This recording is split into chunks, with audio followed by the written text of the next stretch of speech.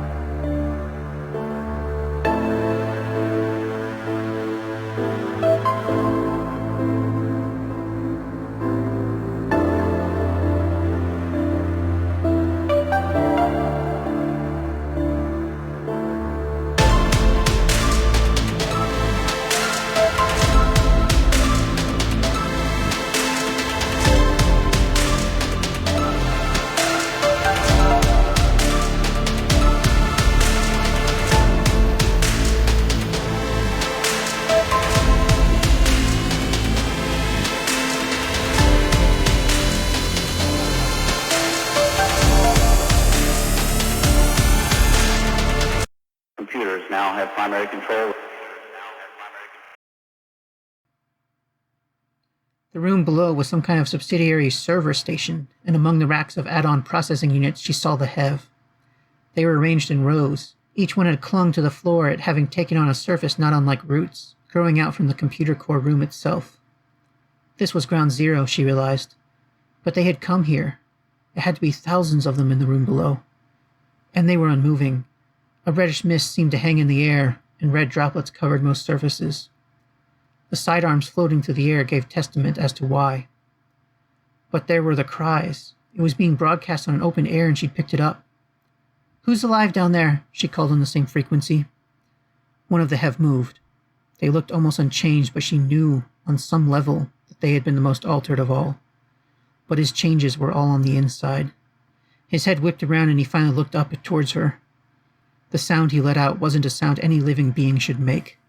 She jetted back in fear, and just in time. The shot of a pistol rang out and the window broke. Shattered pieces flew past her, hitting her suit but not penetrating. He kept firing 12 times, but she was away. The rounds didn't seem to be able to penetrate whatever the walls had become, but he had actually helped her.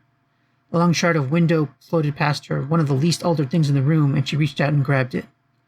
Looking to the computer core, she jetted forward.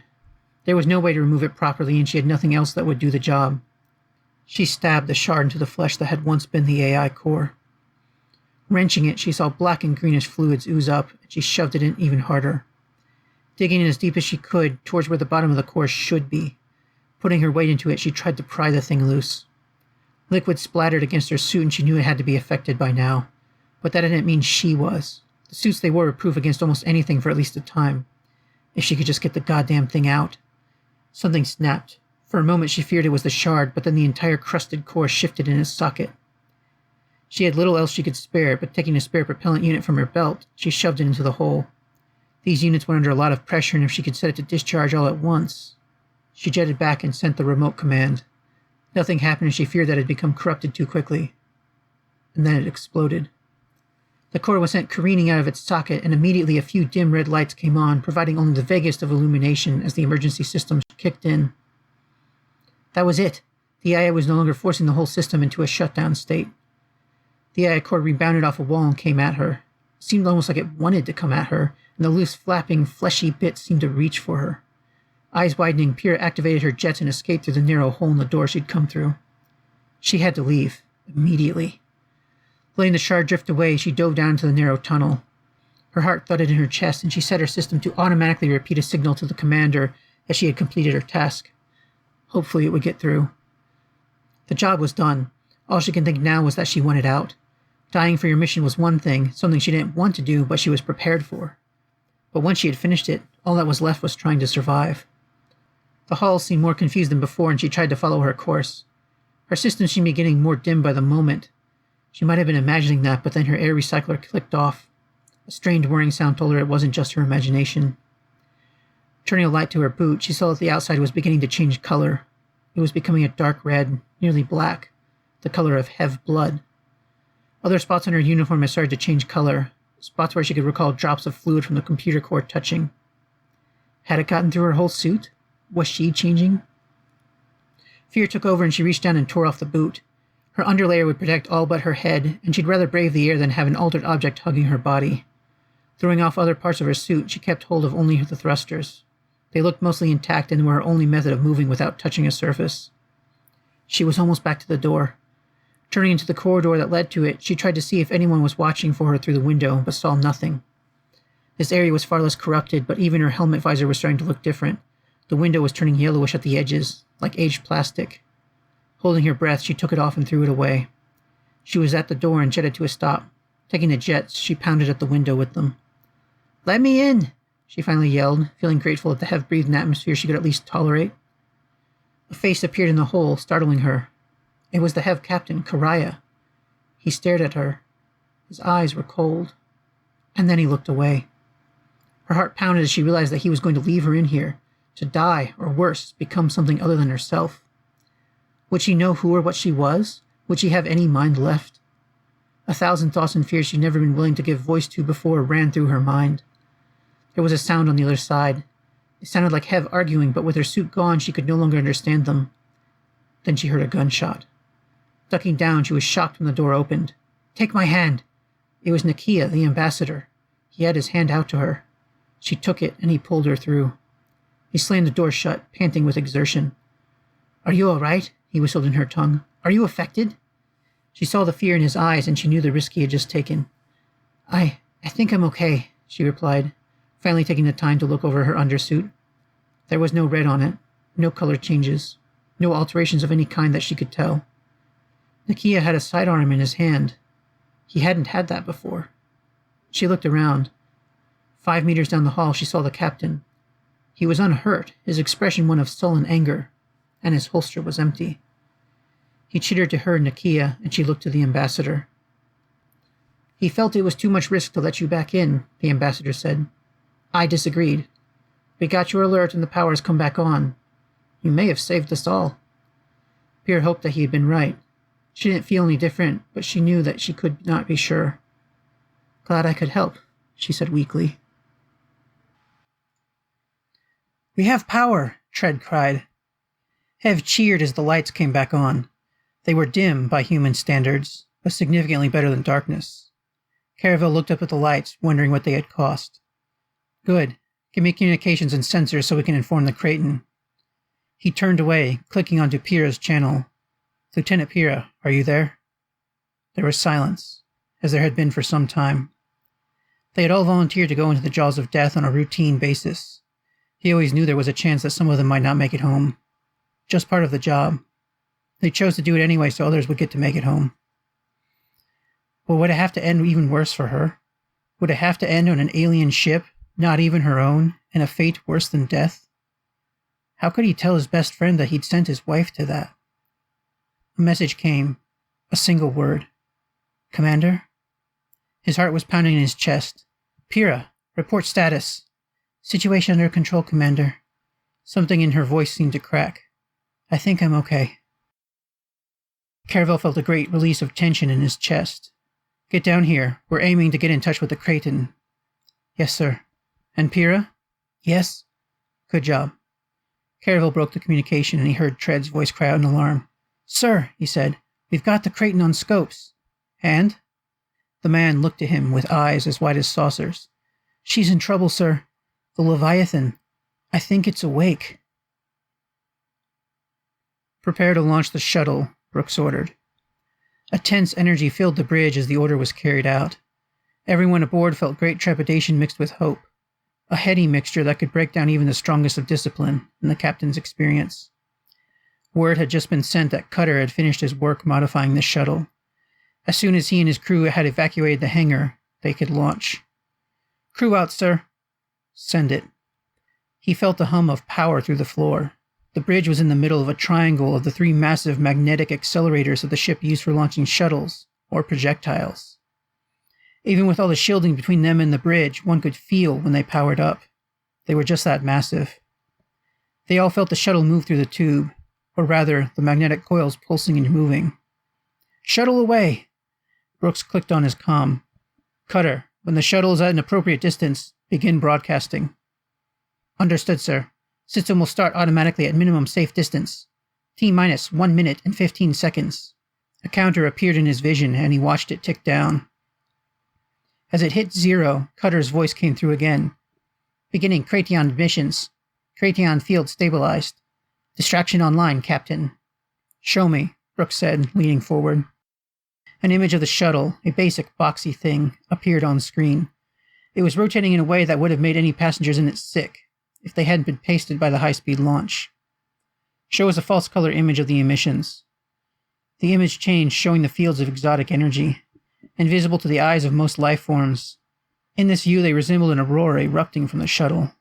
Even at the low power the shuttle's small generators can manage, the craft itself was dwarfed. "It's beautiful," he heard someone say softly, but he didn't catch who. "Cut our own Cration emissions," Brooks ordered. He looked over. "Is there any change with the Leviathan?" "Keeping sensors at absolute minimum, Captain," Early said. "Give me a few moments. The system has to piece the data together." The transhuman's head snapped up. "It's changing course." The tension broke. A cheer went up from the crew pits, and Brooks himself could not help but smile a little. He let it go for a moment before calling for silence. "Everyone, return to your stations. This isn't over yet. Sensors continue to monitor. In the meantime, attempt to contact the HEV ship and—" "Sir!" Early's voice contained a fear that he could not hide. "Sir, the Leviathan is still following us." "It didn't change course?" he asked. It did. We're getting a double reading. It's like there are now 2 of them." "Not 2, Kel said, speaking for the first time since they had talked earlier. "It is 1, but is in 2 places." Early let out a sound of anger that turned to hissing static. "That's not possible." "It does as it will," Kel replied. "Did we end our Cration emissions?" Brooks asked. "Yes, sir. We're running as dark as we can without shutting down everything. It shouldn't even know we're here," Early replied. "It is not stupid," Kel said. "It saw through this trick." "Kel, you said this would work," Early said. "Damn it, man." "I said it could work. I still believe it could have. It simply turns out that it did not." Brooks looked to the being. "Do you have any other suggestions, Ambassador?" Blaming it would do them no good, and he had a feeling in his gut that Kel was key to the situation. "I will inform you if I have any," the Shoggoth replied, "but I fear we do not have much time." Brooks looked back to the screen. "Project the Leviathan as best we can." The image appeared, and he was shocked to see that it appeared larger than earlier. Their zoom, he confirmed, was the same. It was closing the distance. "It's closer," Early said. "Sensors confirm, Captain. It is gaining on us," Sens noted. "We're collecting what data we can, but as with anything related to a Leviathan, it's not making a lot of sense beyond the obvious." The electronic screen that was his face showed worry and concentration. Brooks could only look to the dimly outlined shape of the eye of the Leviathan. It was fixed forward. Perhaps it was so large it could not even move, as with some animals. But then, it was a Leviathan, a beast that obeyed only what laws of nature suited it. That eye, though. It was a trick of his mind to think it, but it felt like it was looking at him. He forced his attention off it, going to his crew. He panned over each and every being in his view. They, too, were staring at the screen, at the Leviathan. They felt it, too, he realized. Each and every person who saw that eye felt it was looking at them. "How long do we have until we're within this reality break, Shadow?" he asked. It was critical. Crossing the RBS was the point where minds began to break, where matter began to change, where any ship would soon meet its end. Neither Early nor Sens answered. "Officers!" Brooks snapped sharply. Early jumped, and Sens' face took on a shocked expression. "My apologies, Captain," Early muttered. We predict we are 20 minutes from entering the outer edge of its shadow." He did a double take. Yes, that's right. "The shadow on this one is approximately twice the radius of that of any previously discovered Leviathan," Sens noted. "By the seas, this one dwarfs them all." He put Cutter into the channel. "Can we increase speed?" "Negative. Engines already at highest limit due to venting. Plasma will restore over time, but not enough to increase velocity." Brooks hunched forward in his seat, looking into the eye of the Leviathan. Begin evacuation of the civilians, and prepare for an emergency transmission to the nearest relay. We have to warn Earth. Early nodded, though grimly. Aye, sir. What is the significance of this? Kel asked. Sens answered. Our engine moves us in sublight through zero space and allows us to send messages faster than light, but we cannot do all three at the same time, unless we overload the engines. They will become disabled, but we can send one transmission. And then? Sens hesitated before answering. And then we are dead in space. Still trying to get comms back up, sir. There's just a lot of interference, and the system is on backup AI. Saying it's inadequate is putting it mildly. Caravel cursed. The Hev ship was coming back online, but she was in a poor shape. Most functions were iffy, and the most key were going to be a nightmare to control without the AI. And on top of it all, for some reason there was music coming from a speaker, and it definitely wasn't a genre he liked. The door opened to the room and the Hev captain floated in, followed by the ambassador, and Pyrrha. Caravel waved her over, and she saluted loosely as she approached. Her main suit was gone and she was simply in her undersuit. It lacked the heaviest protection and all the additional equipment, but it would still provide some basic protection from radiation and vacuum. How bad? He asked. She shrugged and tapped her ear. Reaching into his pocket, she took a kit and handed it over. Just a basic system that could at least hook up with hers. It helped using the same gear. Heavy equipment was far too non-standardized for it to be an option for them. The suit couldn't take it, she finally answered, not meeting his eyes. He knew that moth owls were even flightier about eye contact when nervous than humans. And you? He asked. I want a checkup when we get back, but I don't have any visible signs. She stared suddenly, off to the side, and Caravel followed her gaze to Tread, who had frozen looking at them. The horror and shock on his face was likely what Pyrrha was feeling. Focus on the comms, he ordered the man, and turned back to her. Is it still spreading? Yes, and I don't think it's going to stop. We need to amputate then, he sighed. If this ship can handle surgery. The way it was slapped together, he wasn't sure. It's contained, for now, to an external module. It was originally meant to be detachable, though I'm not sure that it is now. Human, a new voice said. Caravel looked over and saw the Hev captain there.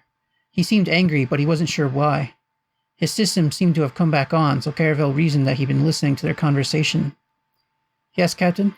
Good to be able to have proper introductions. I'm Lieutenant Commander Caravel. You know Pyrrha, of course.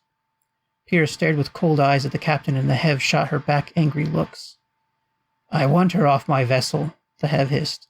Contaminated. We save no others, but she comes out? He gnashed his teeth. It caught Caravel off guard, but he replied quickly. She has no signs of contamination, and she was not in there long. In the vast majority of secondary infections, it takes heavy contact or extended exposure to cause changes to biological beings. Pyrrha, did you have either? She shook her head. The captain snarled. Not good enough. He leaned in, and suddenly his voice was quiet. So quiet that Caravel's system barely even picked up the words. Mutiny. Will not abandon the trapped, he hissed. Caravel's eyes wandered over the captain's shoulder, and across the room he saw at least a dozen Hev huddled together. They had their arms around each other's shoulders, heads close in. He'd seen that before in Hev groups. It was a psych-up before they prepared to face death. Almost breathless, his eyes fixed upon the Hev, he whispered. Friendly channel only. Prepare for quick evac. May have internal strife. Pyrrha's system wasn't on that channel, he realized. He glanced over. Pyrrha, we should listen to the captain, he said, a little louder than normal. Return to the ship and get in the isolation pod. She stared at him for a second in confusion. They didn't have an isolation pod. His eyes went from her to the Hev, and her eyes tracked it. Seeing the group, realization dawned on her. With a nod, she began to drift back towards their ship. While their rescue suits were as tough as high-grade military armor, her undersuit would stop little more than a primitive knife. The group suddenly broke. The Hev moved quickly by human standards and began to fan out, their eyes on their captain. Panic appeared in Captain Karaya's eyes. His hands went for the holster at his side, but his sidearm was gone, still in the possession of the ambassador. Captain, one of the Hev snarled. Murder was in his eyes. We know what you're plotting. You will not sacrifice our crewmate so shamefully. Caravel gave a sharp wave to Pyrrha. Bullets were about to fly, and he didn't want her anywhere near this. Instead, she floated towards them. I understand your pain, she said. One of the Hev snarled at her. Quiet. We know you received favoritism, getting to return. No others who went in came back. So why you? Their eyes went to Caravel, and he hoped to help Pyrrha knew what she was doing. Your captain didn't want to let me back in, Pyrrha said. He tried to lock me out, but it would have been a diplomatic incident. I'm lucky. I did not get a secondary infection. She patted her undersuit. This protected me, and so did my main suit, which was infected and I had to abandon at the last minute. She hesitated a small moment, then continued. I saw the others in there. They were not so lucky. I'm so very sorry. Caravel feared that their anger would burn even brighter, but he saw some of the fire in their eyes fade. They are our friends and family, the leader of the mutineers said. We just want to see them again, or at least give them proper farewells. I know, Pyrrha said softly, but it can't be. I saw them and they're not suffering anymore. They decided to take control of their fates. It was not easy, and it was not fair. But I'm sure they did it not only to spare themselves worse fates, but because they care about you, their friends and family. They knew you would feel like you must help them, but they took that choice away to make it easier to say goodbye. The leader of the mutinous Hev bowed his head. My mate was like that, he agreed. She was always selfless. Others hung their heads, and while Hev did not shed tears as humans did, Caravel could tell their sorrow was deep and sincere. I'm very sorry for your losses, he told them, interjecting himself into the conversation. Right now we need to focus on saving the rest of your people. I'm afraid there's only one way we can do that, by detaching that section of the ship. I don't know of any other way. Captain Correa stepped forward. It is with great reluctance I agree to this, he said. His voice was blustery, but Caravel thought there was at least some sincerity in it. We shall detach the section, and upon our return from this trip we will raise a monument to the bravery of the thousands who sacrificed. You will, with your own money? The head of the mutineers asked. Caravel caught the pointed question and tried not to smile. Correa's face went through a myriad of emotions, anger not the least among them. But he knew his position was not one of strength. With my own funds, he agreed. Caravel cautiously moved forward. Captain, how do we detach that section? The Hev considered a moment. It was an addition, but we never intended to remove it. However, we never properly finished its connection. There are no deep ties to our vessel. If we break a dozen connectors, it should simply drift free. Caravel noted that such a weak connection was incredibly illegal in Soviet Union space, but he didn't bring it up. We have a few charges that might help, but I'm not sure if they'll be enough. I can have teams go to each site. No, the head of the mutinous group said. There are our people. We will do it. Caravel bowed his head to them. I understand. We cannot get the ship moving or communications back up until we get it off, so time is of the essence. The Kraton may be in trouble, and we can't be sure the Leviathan won't come back this way. We will waste no time, the captain said. He began barking orders to his crew. Caravel saw some hostility to him remaining, but his crew did follow his commands. Caravel moved back towards Pyrrha, who seemed lost in thought. You all right? He asked. She was startled out of her reverie. Yes, Commander. Good work there, he said, even if you did ignore orders. I won't make a habit of it, she said with an attempt at a smile. It wasn't normal for her kind, and looked wan as well as forced. Glad to hear it. Now, this time go back to our ship for real and wait there. Aye, sir. He caught her arm as she turned. Have it prepped and ready. If something goes wrong with this blast, then we're going to have to get out of here fast. Engage explosives on my mark. Pyrrha heard the order of the comm and braced herself in the shuttle. She had put on a spare suit, but it wasn't tailored for her physiology and it was rather large on her frame. Still, it worked, and it was better than being in just an undersuit. Mark, the order came. She tried to calculate the odds that the whole Hev ship would rip apart. They seemed far too high for comfort. A rumble passed through the ship into the shuttle. It felt like a small earthquake, and her eyes went to the sensors detecting air pressure. It fluctuated and dropped. Then it stabilized. She let out a deep breath. The ship was holding together for now. There were external cameras on the shuttle, and while the explosions were not going on at an angle she could see the debris that blasted away from the hull. Sensors confirm that a section has separated, she messaged Caravel. Extent? He asked. Not sure. After predicted micro-debris field has spread enough, I can send in some drones to confirm. Until then, the risk to them is too high. There was a pause before Caravel spoke again. The Hevs seem pretty nervous, and they're talking in trade speak that our translators don't know. Better send in the drones anyway. We have to be sure. Understood. Pierre sent a directive to their drones and began to guide them around the Hev ship. Only the small glitter of debris as it caught a light source was an indication of the deadly cloud that would exact a terrible toll on them. But that was what the drones were for. Unintelligent and expendable assets that could be sacrificed in place of real lives. Didn't keep her from feeling bad about it, though. Almost immediately, one of the dozen she was commanding went to static. Sensors on the others confirmed that a larger piece of debris had smashed it head-on. In the dark of space, it had been all but invisible. The whole cloud of debris was baffling to all manner of sensors, carrying heat, reflecting signals, and making it simply too dangerous to even have the most powerful sensors extended. 2 more went dark. Only one was destroyed, but the sensor array on the other had been holed by a small piece of scrap. Probably her own boot she had left behind, she thought in annoyance. Keeping 6 back, she sent in the other 3. And there they beheld the sight of a section of the ship floating free. Just the sight was terrible to her. Seeing a ship in such a shape that large pieces were floating free was a terror. Her mind immediately jumped to the ways in which they might approach it for trying to save those stranded. In any other situation, it would have been a terrible and desperate thing to behold. Even if it hadn't been corrupted, the debris in proximity to the main ship would have made it too dangerous, she surmised. Pyrrha, update. Sensors confirm separation. Unsure yet if it has enough energy to drift free. We're pretty sure we have control back. The captain is considering a minor burn to drift the rest of the ship away. Feed the drone telemetry data to the Hev network to assist them. Yes, sir. She did as ordered, feeling her frustration rise as she tried to feed the data. Without any AI, trying to communicate with the Hev ship was about as easy as explaining zero space to a potato. When she got confirmation from a Hev engineer, she felt at least a little better. Prepare for burn, the order came.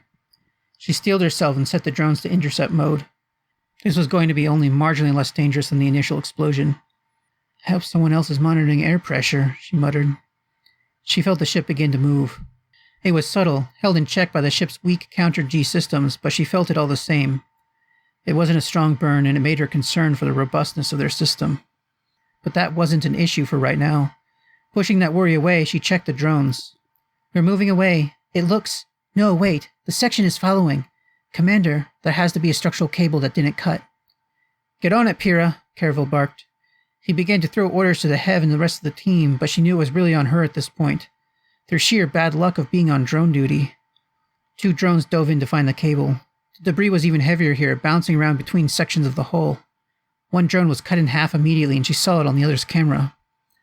The other didn't make it much further.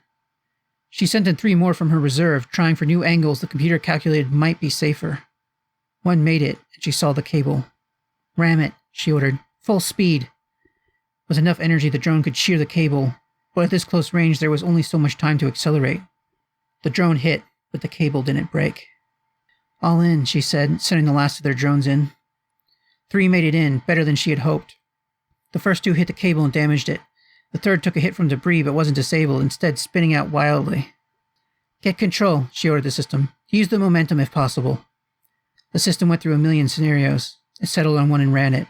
The drone continued to spin, its thrusters burning to add to its inertia. Such a force wasn't good for it, but they were rated for incredible accelerations. Pierre just hoped it would be able to take them in its damaged state. Whirling like a buzzsaw, it hit the cable and sheared through. As the sensor feed went black, she felt another shudder through the ship. Visual confirmation by sensors. The section is detached, Caravel called. She slumped in her seat. Cannot give confirmation on my end. All drones MIA. Damn it, she was going to put in for a vacation after this. No, after her quarantine, she realized. Maybe that would be like a vacation. Most systems are coming back online, Caravel noted, still broadcasting to the whole team. Good work, team. They have now a full control of their vessel, including comms. Get me the Kraton.